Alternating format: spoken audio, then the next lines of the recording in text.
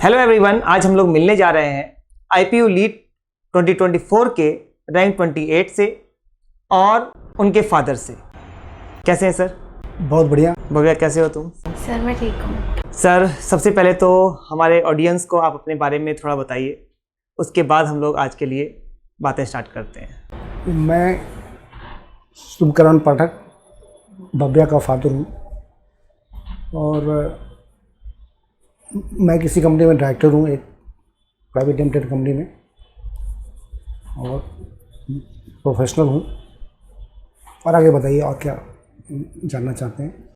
मैं बताता हूँ, भव्या के फादर एक प्राइवेट लिमिटेड कंपनी के डायरेक्टर हैं और CA भी हैं, राइट? राइट। और वास्तव में मैं बोलूं कि चलती फिरती लाइब्रेरी तो कम नहीं होगा। मतलब इनसे मिलने के 1 घंटे के अंदर ही इतनी सारी नॉलेज मिल जाती है, लगता है कि हाँ, हमने कुछ गेन किया है। इतने knowledgeable person. Thank you sir.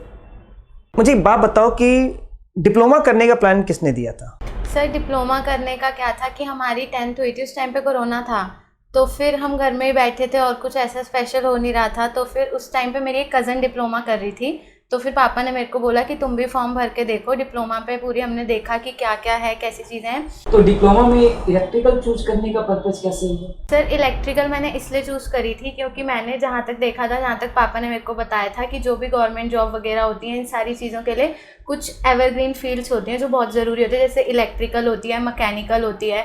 तो इन सब में जाके फिर मैंने इलेक्ट्रिकल चूज़ करी थी। फिर तुमने डिप्लोमा से प्लेसमेंट क्यों नहीं ली? सर प्लेसमेंट मेरे को करनी नहीं थी, क्योंकि हमने जैसे घर पे भी जब डिस्कस किया तो पापा ने यही बोला कि जॉब मैटर करती है, लेकिन उससे पहले तुम्हारी नॉलेज और डिग्री भी मैटर करती है। तो तुम्हारी बीटेक तो इसमें होगी नहीं, तुम पहले बीटेक करो, उसके बाद ही जॉब करना। तो फिर इसलिए मैं प्लेसमेंट में नहीं बैठी। सर, अभी फैमिली में कौन कौन है अपने? फैमिली में ये मेरा एक लड़का है जो LLB कर रहा है, उससे छोटी एक बहन है जो भी MBBS कर रही है कंट्री के टॉप 10 कॉलेज से, और ये भव्या पाठक जो आपकी स्टूडेंट है। एक बच्चा LLB, दूसरी मेडिकल, तीसरी इंजीनियरिंग, आप खुद CA। मतलब सारा डिपार्टमेंट खुद संभालना क्या? टेस्ट डिफरेंट होना चाहिए सर। Right, no doubt. बिटिया भी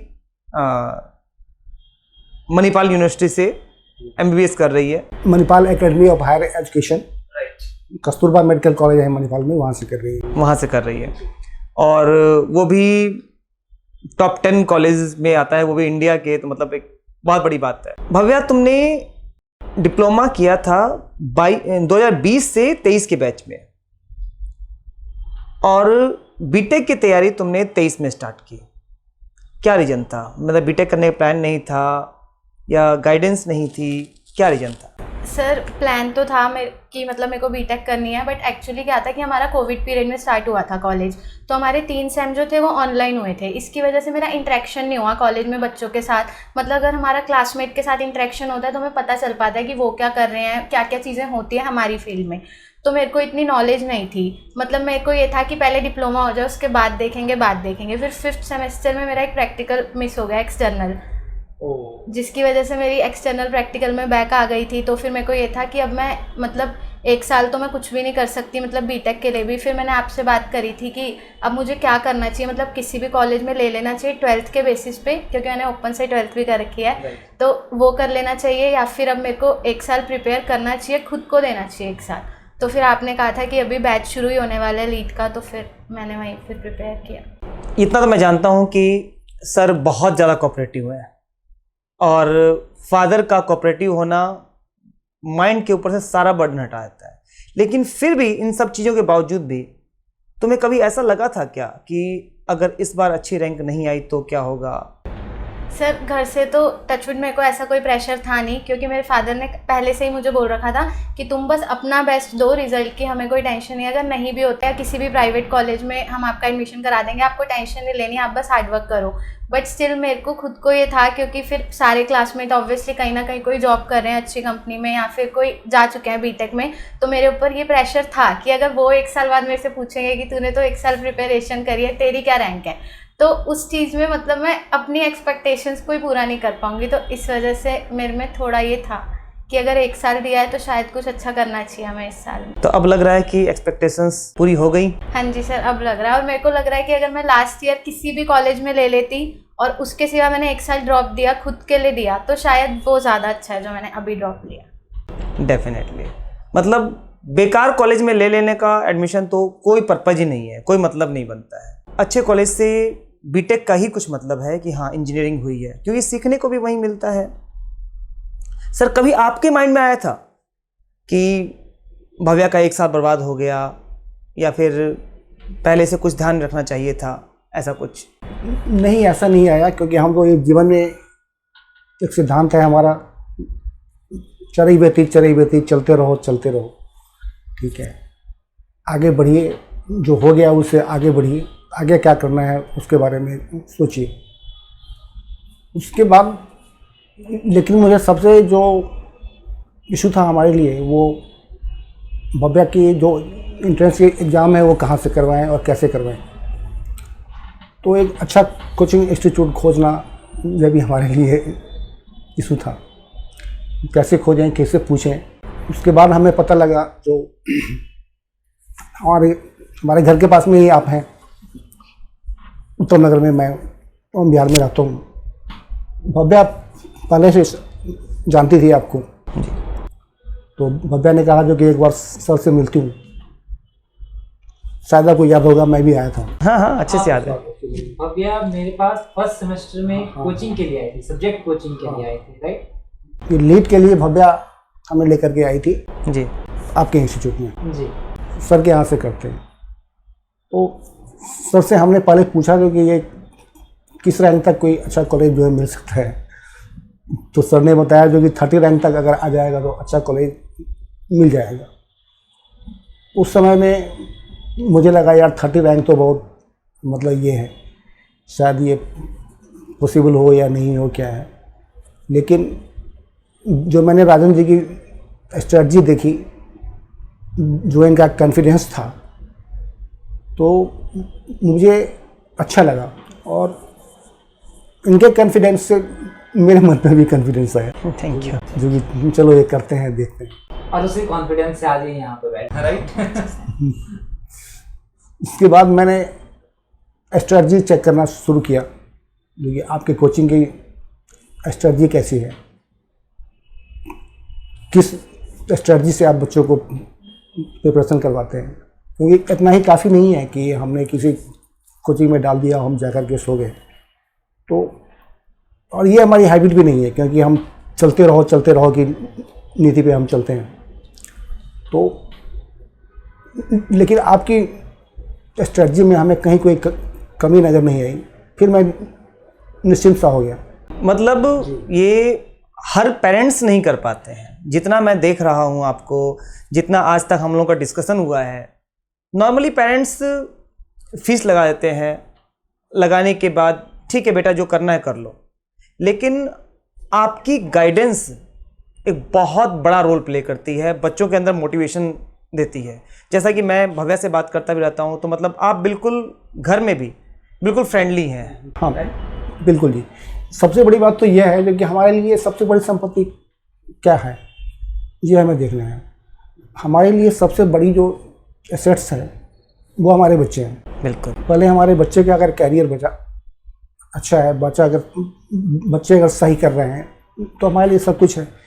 इसलिए हमें ज़्यादा से ज़्यादा फोकस अपने बच्चों पर ही लगाना चाहिए। तो वही चीज़ मैं देखता हूँ कि मतलब भव्या तो पढ़ रही होती है, साथ में एक स्टूडेंट और भी पढ़ रहे होते हैं। जी मैं भी कर रहा होता हूँ, मैं भी कर रहा होता हूँ कि भव्या का कब कौन सा टॉपिक हुआ है, कैसे हुआ है, इन चीज़ों को लेकर के आपका पूरा एक्टिव रहना, ये एक बहुत बहुत बड़ा मैटर करता है। जी बिल्कुल।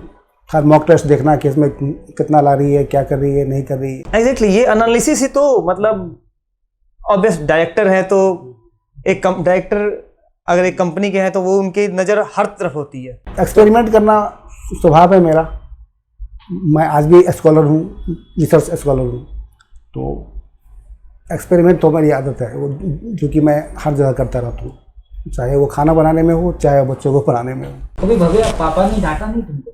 सर पापा ने कभी डांटा नहीं। जब जैसे कि मैंने आपको बताया कि प्रीवियस ईयर में से 4 क्वेश्चन मेरे ऐसे थे मैथ्स के जो प्रीवियस ईयर में से आए, बट क्योंकि मैं ऐसे याद नहीं करके गई थी तो वो रह गए। तो मैंने घर आके पापा ने पूछा कि कैसा गया पेपर, क्या क्या था, मतलब प्रीवियस ईयर के भी आए हैं। तो मैंने उन्हें बताया कि ये क्वेश्चन मैं नहीं कर पाई। तो उन्होंने कहा PYQ के थे फिर क्यों नहीं किए? तो मैंने कहा कि वो मैंने क्योंकि याद नहीं किए थे। तो मुझे उस पॉइंट पे कहीं ना कहीं डर था अंदर कि अब मेरे को डांट पड़ेगी कि जब आपको PYQ मिले थे तो आपने क्यों नहीं किए। बट पापा ने मेरे को तब भी कुछ नहीं कहा। और फिर जब मैंने देखा कि सारे बच्चे कह रहे हैं कि पेपर बहुत अच्छा गया है, बहुत अच्छा गया है, तो रैंक पे उसका कुछ ना कुछ तो इफेक्ट होगा। तो तब मैं अंदर से समझ गई कि शायद मेरी अब अच्छी रैंक नहीं आएगी। बट मैंने घर पे भी बताया तो पापा ने मेरे को यही बोला कि कोई बात नहीं, आपने मेहनत करी है और मैंने ये चीज़ देखी है अपने आगे, तो अगर अब आपका रिजल्ट वैसे तो अच्छा ही आएगा, बट अगर नहीं भी आएगा तो मेरी तरफ से कोई भी दिक्कत नहीं है, मतलब मेरे को कोई बुरा नहीं लगेगा, मैं आपसे पूरा सेटिस्फाइड हूँ।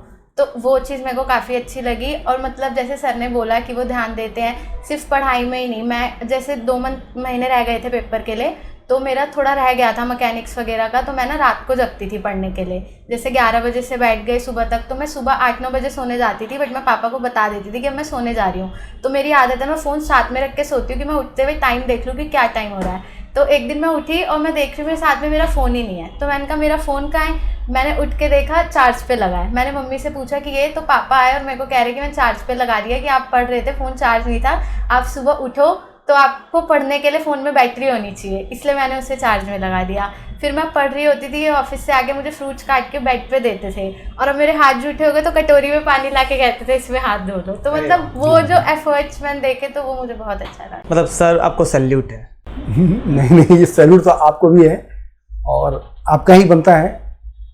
आपकी अगर स्ट्रेटजी इतनी अच्छी नहीं होती, आपका परिश्रम अगर इतना अच्छा नहीं होता, तो शायद आज ये यहाँ नहीं होती। नहीं, बच्चों के लिए पेरेंट्स की तरफ से इतना ज़्यादा और चीज़ों को फील करना कि क्या रिक्वायरमेंट है और उस रिक्वायरमेंट के अकॉर्डिंग ऑल टाइम रेडी रहना। हाँ, मैंने सिर्फ पढ़ाई नहीं, हेल्थ कॉन्शियस भी था, जो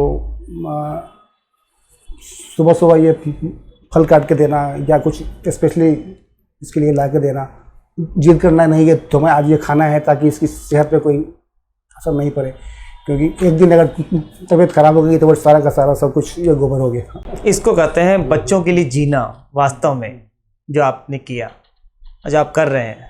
भव्या, मेरे माइंड में एक बात चल रही है स्टार्टिंग से, और मतलब एक लंबे टाइम तक बात रही।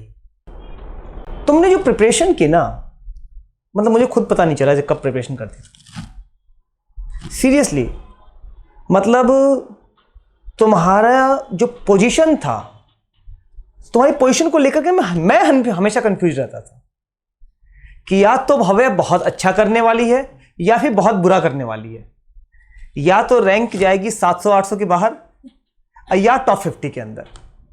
मतलब सीरियसली मुझे ऑल टाइम यही लगता था, क्योंकि जब भी मैं पढ़ाता, मैं क्वेश्चन देता, तुम्हारा आंसर मिलता था, नो डाउट। लेकिन मुझे हमेशा ऐसा देख के लगता था कि तुम चीज़ों को बहुत लाइटली ले रही हो, कि ठीक है हो जाएगा तो ठीक है, नहीं होगा तो कोई बात नहीं, कोई टेंशन वाली बात नहीं है। मतलब क्या रीजन था, क्या मतलब कितना पढ़ाई करती थी, क्या करती थी? सर मेरे साथ क्या चीज़ है ना, मतलब कंसिस्टेंसी नहीं हो पाती। मेरे पापा भी मेरे को यही बोलते हैं कि अगर तुम कंसिस्टेंट रहोगे ना तो तुम बहुत अच्छा कर पाओगे, वो चीज़ नहीं होती। आप जब भी मोटिवेट करते तो मैं मन में हमेशा सोचती थी कि यार क्यों सर रोज मोटिवेट करते हैं, जिस बच्चे को मोटिवेट होना होगा वो खुद कर लेगा, जिसे नहीं होना वो नहीं होगा। बट जो आप मोटिवेशन देते थे ना, मुझे लगता है शायद उस वजह से ही मैं कर पाई चीज़ें, क्योंकि जब मैं बिल्कुल होप खो देती थी ना कि हो जाएगा, मतलब मेरे को ऐसा लगता है यार 1 साल क्यों है, 1 साल बहुत लंबा है, पेपर हो और ख़त्म हो, मुझे 1 साल इतना वो नहीं करना। बट जब आप मोटिवेशन देते थे, आप चीज़ें समझाते थे, तो कहीं ना वो बैक ऑफ द माइंड चलती थी चीज़ें कि यार सर ये बोल रहे हैं, सर सही बोल रहे हैं। फिर आपने एक दिन मेरे को रोका भी था क्लास के बाद कि क्या दिक्कत हो रही है, तू बहुत अच्छा कर सकती है लेकिन कहीं ना कहीं मुझे कुछ कमी लग रही है। फिर आपने मेरे को बोला कि लाइब्रेरी लो, फिर जब आप समझाते थे तो मैं थोड़े दिनों तक ऐसे रहती थी, फिर मैं वापसी डाउन आ जाती थी, जैसे ही मतलब होता है ना नजर हटी दुर्घटना घटी वाला सीन।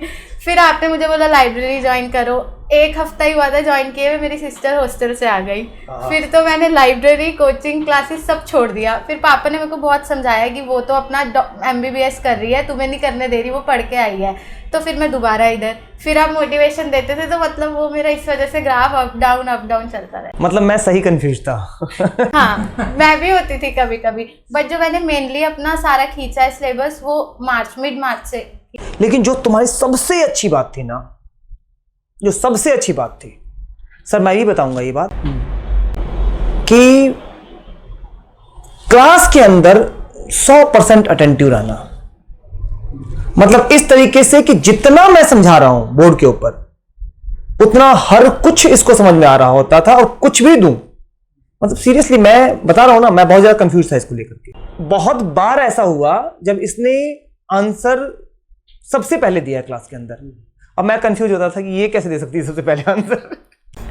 नहीं, कंसेप्ट तो इसके काफ़ी अच्छे हैं। मतलब ये बहुत अच्छा कॉन्सेप्ट लगाती थी, समझती भी थी, चीज़ों को एनालाइज भी करती थी, लेकिन फिर भी मैं कंफ्यूज रहता था कि ये कैसे दे सकती है इतना जल्दी आंसर। एक छोटी सी तारीफ मैं भी कर दूं, इसके नोट्स, इसकी राइटिंग, दोनों जबरदस्त। मतलब मेरे को कई बार ये मन करता था ना कि जब इसका बीटेक खत्म हो जाएगा, मतलब बीटेक मतलब लीट वाली जब इसकी प्रिपरेशन खत्म हो जाएगी, तो इसको बोलूँगा कि अपने सारे नोट्स ना मुझे दे जाना। कि जो बच्चा नोट्स नहीं बना पाता है या कुछ भी होता है, वो यहाँ से उसको स्कैन करे और अपनी वो PDF बनाकर उसको नोट करे, पूरा मेंटेन करके रखना, और वो चीज़ नोट करना जो बोर्ड पे मैं हर कुछ पढ़ाता हूँ। ऐसा नहीं कि तुम हर चीज़ नोट कर रहे हो 2+, 3+, नहीं, जो नोट्स के अंदर जो चीज़ होनी चाहिए वो चीज़ नोट करते। मेरी आदत है कॉपी देखने की, तो मैं जब कॉपी देखता था ना, तो मुझे सबसे अच्छी बात ये लगती थी। अब बुरी बात, पहले बुरा बताना चाहिए था सर। बाद में कुछ इसने उस नोट्स की कॉपी का ना धज्जियां उड़ा दी। किस वजह से? छुट्टियां करके। मतलब स्टार्टिंग की कॉपी इतनी मोटी है, ठीक है, बीच के अंदर लगभग 8 से 10 पेज खाली है, फिर अगला काम स्टार्ट है, क्योंकि वीकेंड के अंदर 8-10 पेज भर जाता था मेरे हिसाब से, राइट ना? एक तो ये बात है, दूसरी एक कभी कभार एक इसका बहाना और भी होता था, जो सर ने 2 ग्रुप बना रखे हैं, ABC ग्रुप। ठीक है, ABC ग्रुप बना रखे हैं। A ग्रुप में ये बच्चा है, B ग्रुप में ये बच्चा है, C ग्रुप में ये बच्चा है जी। तो A ग्रुप वाले को ज़्यादा फेवर करते हैं, B ग्रुप वाले को कम करते हैं। ये शायद हर इनसिक्योर बच्चे में होता है, जो बच्चा थोड़ा सा अपने आप में कम ये फील करता है ना, जो जिसमें इनसिक्योरिटी होती है, वो फैमिली में भी करता है, माँ बाप से भी करता है, जो कि माँ बाप हमें, पेरेंट्स हमें कम आंकते हैं, वो फलाने को ज़्यादा आंकते हैं। ठीक है, तो मैं इसका कौन बता रहा हूँ, जो इसकी शिकायत है वो मैं बता रहा हूँ, तो ताकि कभी किसी भी मोड पे फिर आपके यहाँ आए, ये SSC JEE करने आए या जब भी करने आए, तो इसकी कमियाँ आपको पता रहे, जो कि पता होनी चाहिए, जो कि हाँ कहाँ ये हैं जी। तो मैं इसको यही बोलता था, जो कि राजन सर ने अगर 5 बच्चों को रखा है ना ये करके, तो तुम उनको चैलेंज दो, क्योंकि उन 5 बच्चों से हमें ज़्यादा आगे जाना है। ये तुम्हारे लिए और भी चैलेंजिंग है। ठीक है, जैसे मोदी जी कहते हैं, जो आपदा को अवसर में बदलना है। तो ये जो तुम्हारे लिए आपदा आई है, तुम अगर इसको आपदा मानते हो ना, जो क्या आपदा मतलब क्या, जो चीज़ आपके हिसाब से सही अगर नहीं हो रही है, तो वो आपदा बोल सकते हैं आप। ठीक है, तो इस आपदा को तुम अवसर में बदलो। मैंने इसे हमेशा यही सिखाया। इस चीज का तो मुझे ऐसा लगा कि इसके ऊपर, मतलब और बाकी बच्चों को नहीं बता सकता हूँ, इस पर्टिकुलर चीज का तो मुझे ऐसा लगता था इसके ऊपर बहुत ज्यादा पॉजिटिव इंपैक्ट है। इस पर्टिकुलर चीज को लेकर के मुझे हमेशा ये लगता था कि सर मुझे ग्रुप A के अंदर पहुंचना, C पे नहीं तो ये C ग्रुप में थी। ठीक है, और मुझे ऐसा लगता था कि इसके अंदर हमेशा रहता है कि सर मैं जब भी ये मोटिवेट होती थी, तो इसको ऐसा लगता था कि यार मतलब बस अब मैं A ग्रुप में पहुंच जाऊंगी। कुछ दिन तक कंटिन्यू रखेगी, बहुत अच्छी रहेगी पढ़ाई। अब मुझे जैसे ही मुझे लगता कि इसको अब मैं ए ग्रुप में भेजूंगा, डाउन। मैं इसको हर बार ही बोलता था कि तुम्हें ग्रुप ए में जाना है, अब वो कैसे जाना है वो समझो। मैंने कहा था कि तुम एक बहाना हमें दो, क्योंकि और बच्चे अगर 90% लाते हैं या 95% लाते हैं, तो तुम अगर 96 लेकर के आती हो, तब तुम अगर ए में नहीं जाती हो, फिर तुम हमें बोलो सर से हम रिक्वेस्ट करेंगे कि क्यों नहीं वो डालते हैं, ठीक है। लेकिन जब तक तुम और बच्चे अगर 95 पे हो, तुम अगर 94 पे हो, तो तुम्हें ये बोलने का कोई हक ही नहीं है कि हाँ तुम। बिल्कुल सर, बिल्कुल बिल्कुल सही बात। लेकिन जो भी रहा सफ़र इसका अच्छा रहा है। मतलब तुम भी सी में थी, आई थिंक जो क्रिश था वो तो डी में था क्या? सी में ही था, वो भी सी में ही था। नो डाउट बच्चों ने अच्छा किया, और मेरा मोटो यही होता है बच्चों को लेकर के कि हर बच्चा एक जैसा नहीं हो सकता। बिल्कुल। हर बच्चा सेम दिमाग का नहीं हो सकता, हर बच्चा सेम हार्ड वर्किंग नहीं हो सकता है। अब कम हार्ड वर्किंग है, उसको मैं इतना ज़्यादा दे दूं तो वो बिल्कुल इस तरीके से होकर के बैठ जाएगा कि नहीं मुझसे नहीं हो पाएगा और मैं छोड़ रहा हूँ पढ़ाई। ठीक है, जितना काम दे रहे हैं सर दे देंगे, ठीक है, जितना हो पाएगा उतना हो पाएगा। बच्चा 10 कर सकता है ना, तो मेरी कोशिश ये होती थी कि 13-14 दूं बच्चे को, रीजन की बच्चा लगे कि हाँ मैं उसको टच कर सकता हूँ, अपना थोड़ा सा एफर्ट मारे। लेकिन 10 वाले को अगर मैंने 30 दे दिया ना, तो वो 10 करने के बाद वो सोचेगा 30 तक नहीं पहुंच पाएगा, छोड़ो यार 10 भी क्यों करना है, फिर वो 10 भी नहीं करेगा। तो इसलिए मेरा क्या नाम है मोटो था ग्रुप बनाने का, और मुझे ऐसा लग रहा है थोड़ा बहुत फायदा भी हुआ था उसका, उस चीज़ का मोटिवेशन मिलती मुझे सी में क्यों डाला, मेरे को भी में जाना है। इससे बहुत फर्क पड़ा। मुझे लगता है कि स्ट्रेटजी आपकी सक्सेस रही है, और जो भी आपने अपना सिस्टम रखा, सिस्टम भी आपका काफ़ी अच्छा रहा, जब तो आपकी इतनी अच्छी रिजल्ट आई है। Thank you. रिजल्ट अगर अच्छी आई है तो कहीं ना कहीं तो कुछ ना कुछ तो चीज़ें अच्छी हुई है, आपको भी इससे संतुष्ट होना पड़ेगा। हम लोग तो हैं ही संतुष्ट। भव्या, मैथ्स को लेकर क्या बोलना चाहते? सर मैथ्स को लेके यही बोलूँगी कि स्टार्टिंग से करनी चाहिए रोज़, मतलब बीच में जैसे मैंने छोड़ दी काफ़ी टाइम के लिए, फिर वो बहुत सारा हो जाता है, और बाकी सब्जेक्ट्स हम कर सकते हैं कवर, बट फिर मैथ्स नहीं हो पाती वैसे जैसे हम बाकी सब्जेक्ट्स को कर। तुम्हारा फेवरेट सब्जेक्ट क्या था? स्टार्टिंग में तो रीजनिंग, यस रीजनिंग रही एंड तक भी, बट मैकेनिक्स पहले हमारी ऑनलाइन थी, तो मैंने ऑनलाइन में क्या गलती करी कि जब ऑनलाइन होता था आप होमवर्क देते थे तो मैं नोट्स बनाती थी, पर मैं वो 100% नहीं देती थी अपना समझने में। मैं नोट्स बना के समझती थी, भेजने होते थे रोज़ हमें ऑनलाइन में नोट्स, कि नोट्स बना लिए, ठीक है मैंने इतना तो पढ़ लिया, बाकी ना मैं एंड में देखूंगी। ऐसा करते करते फैब आ गया, और मैकेनिक्स मेरी नहीं हुई ऐसे जैसे होनी चाहिए थी। फिर उसके बाद सबसे पहले मैंने सोचा कि रीजनिंग और एप्टीट्यूड तो ठीक है, कंप्यूटर भी कर रही थी मैं साथ साथ, लेकिन मैकेनिक्स और मैथ्स रह गई थी। तो मैंने कहा मैथ्स के सिवा भी पहले मेरे को मैकेनिक्स पे फोकस करना चाहिए शायद पहले। तो मैंने अपनी मैकेनिक्स फिर दोबारा से फर्स्ट चैप्टर से स्टार्ट करी, फेब से। फिर मैंने मैकेनिक्स स्टार्ट करी। उसके बाद क्या हुआ कि थ्योरी इतनी ज़्यादा हार्ड नहीं थी कि हमें उसमें बहुत ज़्यादा दिक्कत हो, लेकिन न्यूमेरिकल्स थे, और आपने बताया था कि न्यूमेरिकल्स वगैरह भी आएंगे मैकेनिक्स में। तो फिर मैंने पहले क्या करा कि मैकेनिक्स के सारे चैप्टर जो आपने कराए थे आपके लेक्चर से कंप्लीट किए।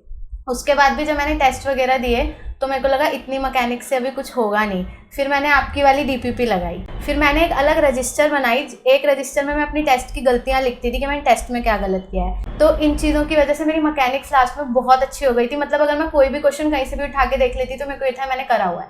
मतलब मेरे को लिटरली एक एक क्वेश्चन इतनी बार हो गए थे, मतलब रीजनिंग से अच्छी मैकेनिक्स हो गई। हाँ मेरे को मतलब तो मेरी मैकेनिक्स सबसे अच्छी हो गई थी। कहीं ना कहीं मैथ्स छूट गई क्योंकि उसके लिए मैं कंसिस्टेंट नहीं थी शायद, मेरे को लगता है। लेकिन तुम्हारी मैथ्स अच्छी थी, मुझे ऐसा लगता है। मैंने आपसे भी कई बार डिस्कस किया, और मैथ्स को लेकर मैं तुम्हारे लिए कॉन्फिडेंट था, और न्यूमेरिकल सेक्शन को लेकर भी मैं तुम्हारे लिए कॉन्फिडेंट था। मतलब मुझे ऐसा लगता था कि क्लास के अंदर मतलब जो बच्चे हैं ए ग्रुप वाले वो तो एक अलग बात हो गई, लेकिन यदि मैं बात करूं बी सी के अंदर ना, तो तुम्हारी मोनोपोली चलती थी क्लास के अंदर। क्लास को किसी को ये नहीं लगता था कि इसका आंसर कैसे आया, आंसर आ गया और हाँ डिजर्व करती थी वो वाली। उसका सीधा सीधा रीजन पता है क्या है, कॉन्सेप्ट क्लियर, सच्चाई है। चलिए यहाँ से हम लोगों ने बहुत कुछ सीखा है, इसने भी शायद सीखा होगा जो भी कहाँ इसने गलतियाँ करी हैं। हाँ ठीक मतलब है, गलतियों से सीखना चाहिए। तुम्हारे पास फुल डे का टाइम होता था, कितना घंटे डेली स्टडी करते थे? सर स्टार्टिंग में तो मैं बहुत टाइम वेस्ट करती थी, मतलब मेनली मेरे को लगता है जो आप होमवर्क देते थे ना सबसे अच्छी चीज़ वो थी। कई बार आप बीच में होमवर्क नहीं देते थे ना, तो मैं इसलिए गुस्सा हो जाती थी। मैं पापा को कहती थी कि एक हफ्ते, मतलब जैसे कई बार कुछ रह जाता था बच्चों का तो शायद आप इसलिए एक वीक छोड़ देते थे या टेस्ट देते थे, पर मेरे को लगता था उसमें भी दो। मतलब जब पूरी क्लास अलग होती थी ना तो मेरी अलग मेंटालिटी होती थी कि रोज के 300 क्वेश्चन दो, क्योंकि जब आप रीजनिंग के देते थे ऐसे वो और मेरे को प्रेशर चाहिए होता है। मतलब मुझे प्रेशर में पढ़ना बहुत पसंद है, क्योंकि मुझे लगता है प्रेशर या चैलेंज होता है तो हम ज़्यादा अच्छा परफॉर्म कर पाते हैं। तो आप जब नहीं देते थे होमवर्क तो फिर That is not pressure, I think that is a path कि तुमको ये करना है। हाँ, बट मेरे को चाहिए कि कोई मेरे को लीड करता रहे, मतलब कोई मुझे देखने वाला हो। अगर मेरे को कोई बोल रहा है कि मैं तुम्हारे कल टेस्ट में मार्क्स देखूंगा तो मैं उसके लिए ज़्यादा अच्छे से प्रिपेयर करूंगी कि मेरे को करना है कुछ इसमें। तो मेरे को यही लगता है कि जो आप होमवर्क वगैरह देते थे और ये सारी चीज़ें देते थे उसकी वजह से मैं कर लेती थी, बट अगर आपने होमवर्क नहीं दिया तो मैं कम पढ़ती थी। पर लास्ट के जो 2 महीने थे उसमें मैंने बहुत ज़्यादा 2 महीने तो कम से कम 17 to 18 आवर्स किया है दिन में। हाँ। शायद ये पहले से अगर कंसिस्टेंसी अगर इसमें होती लगातार जब से आपके यहाँ आई थी तो इसको शायद 17-18 आवर्स रोज नहीं स्टडी करने होते। हाँ। ठीक है, प्रेशर कम होता तो जो आने वाले बच्चे होंगे आपको तो उनके लिए यही संदेश है कि भाई डेली आप रोज करो, पढ़िए, रोज का पढ़िए। 4-5 घंटे 6 घंटे काफ़ी हैं पढ़ने के लिए अगर आप कंसिस्टेंसी से पढ़ते हैं। आपने भी हमसे लास्ट के लिए मत पूछा था, छोड़िए। आप गुस्सा भी हुए थे क्योंकि मेरा सीजी और एमओआई के फार्मूलाज रह गए थे। वो इतने एक पेज के फार्मूला थे कि मैंने कहा ये तो अब लास्ट। मैं आपको क्या बताऊं, आई थिंक एग्जाम से मतलब एग्जाम से कितने दिन पहले की बात होगी, 20 दिन पहले की, जब मैकेनिक्स के रोज टेस्ट चल रहे थे। सोम का सेक्शन चल रहा था और सोम के सेक्शन में मैकेनिक्स यूज होती है और मैं क्लास के अंदर क्वेश्चंस पूछ रहा हूँ, मतलब पूरी क्लास ना ब्लैंक। मैं कहा ये हो क्या रहा है। ठीक है, मतलब मैंने स्पंदन वाली बात, स्पंदन की वीडियो में बताई हुई है ये वाली। मैं स्पंदन से इवन की एक्सपेक्ट करता था कि स्पंदन में मुझे उसका आंसर देगा, वो भी ब्लैंक। मैं कहा ये कर हो क्या रहा है। मैं खुद कंफ्यूज था।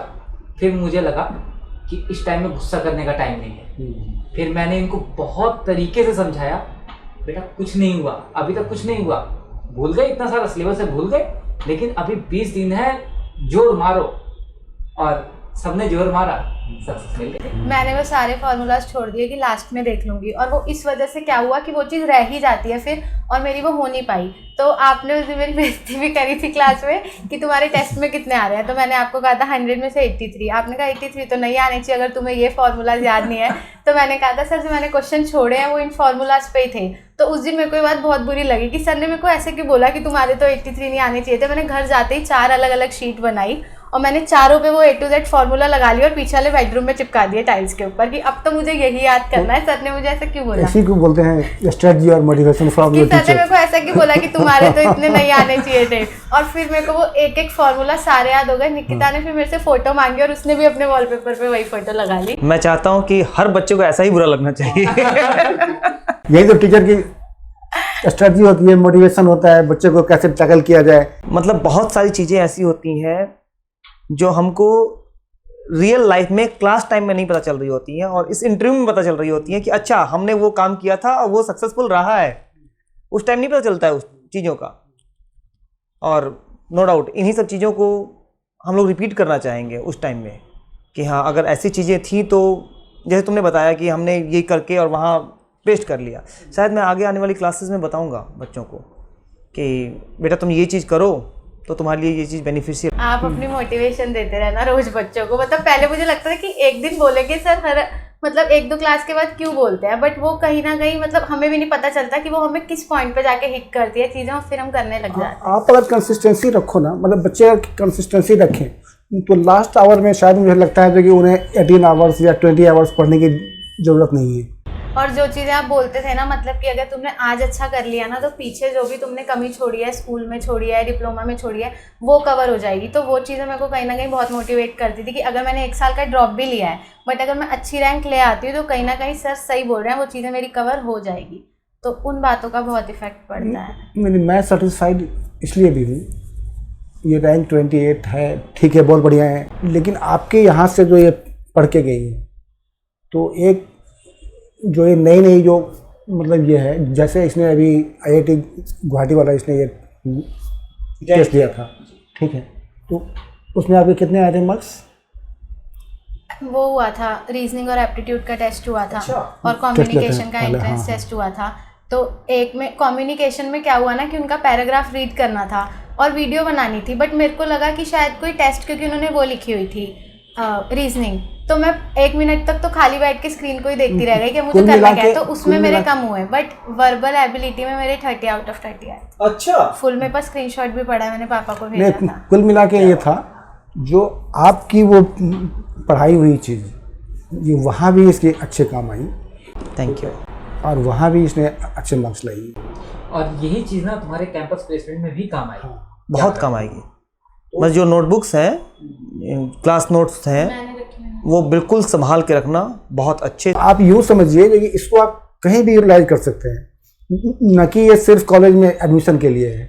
ये नहीं है कि हमें सिर्फ IPU में ही काम आएगा या यहाँ ही काम आएगा, ये आपके होल लाइफ काम आएंगी, हर जगह काम आएंगी, चाहे आप प्लेसमेंट में जाइए या फिर किसी इंट्रेंस में आप जाइए। डायरेक्ट वे में तो रीजनिंग काम आते ही आती है, लेकिन इनडायरेक्ट वे में भी जितने भी लोग हैं उनको लॉजिकल बनाती है। ये अपनी लाइफ की प्रॉब्लम्स को कैसे सॉल्व करना है, उस चीज़ की क्षमता बढ़ाती है हाँ, ये, नो डाउट। रीजनिंग बहुत अच्छा सब्जेक्ट है। तो अब कौन सा कॉलेज लेने का प्लान है? सर महाराजा अग्रसेन। सूरजमल क्यों नहीं?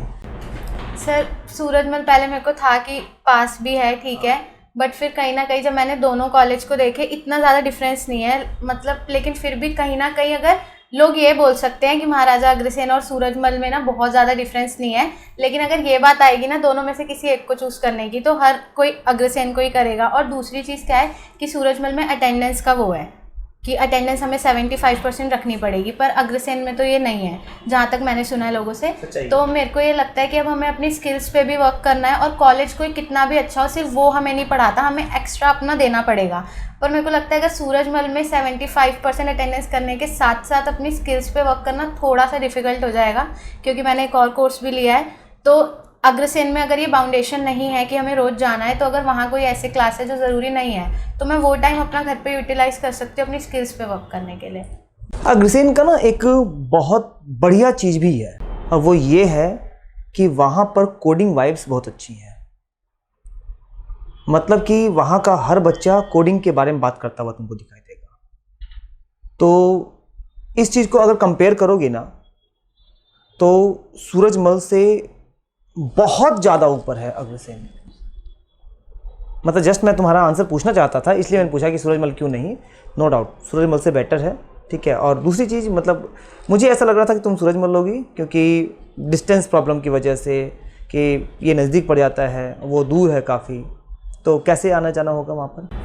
सर अभी तो मतलब या मेट्रो से या फिर बस से ही, क्योंकि पापा बता रहे थे, पापा ने पूरा रूट चेक किया था कि ईस्ट से ही सीधी बस जाती है, और शायद वो मतलब मेट्रो चेंज वेंज करने से जो वो इतना हेक्टिक हो जाएगा, उससे ज़्यादा सही बस है। कि काउंसलिंग करने से पहले एक बार देख जरूर लेना वहाँ जाने आने का जो सिस्टम है वो। मतलब अग्रसेन थोड़ा सा इंटीरियर है, क्योंकि तुम नॉन CSIT बैकग्राउंड से हो, और तुमको अपना बहुत एफर्ट देना पड़ेगा, बहुत ज़्यादा एफर्ट देना पड़ेगा। मतलब मान के चलना कि यहाँ अगर कंसिस्टेंसी छोड़ी ना, तो बहुत मतलब बैकफुट पे चले जाओ सीधा, क्योंकि यहाँ पर इंटर्नशिप करना और वहाँ पर सोसाइटी ज्वाइन करना, मतलब अटरम सटरम बहुत चीज़ें होती हैं बीटेक में जाने के बाद। ज़्यादा बर्डन होने लग जाता है ना, तो वहाँ पर ग्रुप नहीं बनेगा, ABCD नहीं ग्रुप बनेगा कि हमारी कैपेबिलिटी के अकॉर्डिंग काम मिल रहा है, नहीं। वहाँ फिर ऐसा लगने जाता है यार सब छोड़ो, अब पास हो जाओ बीटेक में, बहुत है। और जिस दिन ये हुआ उस दिन समझ लेना कि अपनी इंजीनियरिंग को ख़राब कर दिया। मिशन इंजीनियरिंग की कौन सी बात तुमको सबसे अच्छी लगी? सर सबसे अच्छी तो पहले यही लगी जो आप मोटिवेशन देते हो वो वाली, और अभिषेक सर की सबसे अच्छी बात ये लगी कि वो बहुत ज़्यादा ना, मतलब ऐसा नहीं होता उनका कि आए और मैकेनिक्स पढ़ानी है तो ठीक है पढ़ा दी। उनका ये है कि वो रियल लाइफ से रिलेटेड बहुत सारे, मतलब कई बार ऐसा होता था हम टॉपिक कोई और पढ़ रहे हैं पर क्लास में स्टोरी कोई और चल रही है, तो वो मुझे बहुत अच्छा लगता था क्योंकि उससे ना हम रिलेट कर पाते हैं। और जैसे कि मैंने पहले भी बताया कि मेरे को रट के नहीं हो पाता, मतलब मेरे को लगता है मैं भूल ही जाऊंगी और मेरे में फिर टेंशन होती है कि मैं कब तक कैसे कैसे याद रखूंगी। लेकिन सर ऐसे समझाते थे ना कि कई बार क्वेश्चन करते हुए ये नहीं याद आता था इसमें कॉन्सेप्ट कौन सा, सर की स्टोरी याद आ जाती थी कि अच्छा इसमें, जैसे एक आपने चाबी वाला बताया था, किचन वाला कैसे घुमाते हैं अपवर्ड डाउनवर्ड, तो वो सारी चीज़ें बहुत अच्छी थी। मतलब मुझे तो ऐसा लग रहा है, मुझे तो सुपर 30 मूवी याद आ रही है। देखिए है सुपर 30 मूवी? नहीं देखी है। उसमें कुछ ऐसा ही होता है कि बच्चे जेईई एडवांस का एग्जाम पास नहीं कर रहे होते हैं, लेकिन उनको अपनी प्रैक्टिकल लाइफ की चीज़ें याद आ जाती हैं और प्रैक्टिकल लाइफ से उस क्वेश्चन को सोल्व कर पा रहे होते हैं। हाँ, तो मुझे वो चीज़ बहुत अच्छी लगती है। मतलब अब समझा दिया तो वो हम भूल नहीं सकते, ठीक है, हमें एक बार रिवीजन करनी है, लेकिन वो चीज़ हमें याद नहीं करनी दोबारा, तो वो चीज़ मुझे बहुत अच्छी लगती है। सर आप क्या गाइड करना चाहेंगे अगर आज मैं कैमरे के सामने बोलूं तो, कि एक बात जो आप चाहते हैं कि भव्या इस चीज़ को फॉलो करे? अब भव्या मैं चाहूँगा कि उस चीज़ को जरूर फॉलो करना आज से 2 साल बाद भी। जो मैं चाहूँगा जो कि कंसिस्टेंसी रहे इसमें, 4-5 घंटे का तो हर दिन ही इसको स्टडी करना है। भव्या 2025 के एस्पिरेंट्स के लिए तुम क्या बोलना चाहो? सबसे पहले तो मैं यही बोलूँगी कि लास्ट के लिए इकट्ठा मत करो। जैसे आपने एग्जांपल भी दिया था कि रोज इस रूम में थोड़ा थोड़ा कूड़ा रखे तो 1 साल बाद पूरा भर जाएगा। तो वो चीज़ होती है कि बहुत ज़्यादा हो जाता है और फिर लास्ट के टाइम पे ऑलरेडी इतनी चीज़ें होती हैं माइंड में, तो वो पॉसिबल नहीं है। और दूसरी चीज़ मैं मैथ्स के लिए बोलूँगी कि रोज़ करना, एक दिन भी मिस मत करना। मैथ्स और रीजनिंग तो एटलीस्ट रोज़ प्रैक्टिस करने के लिए।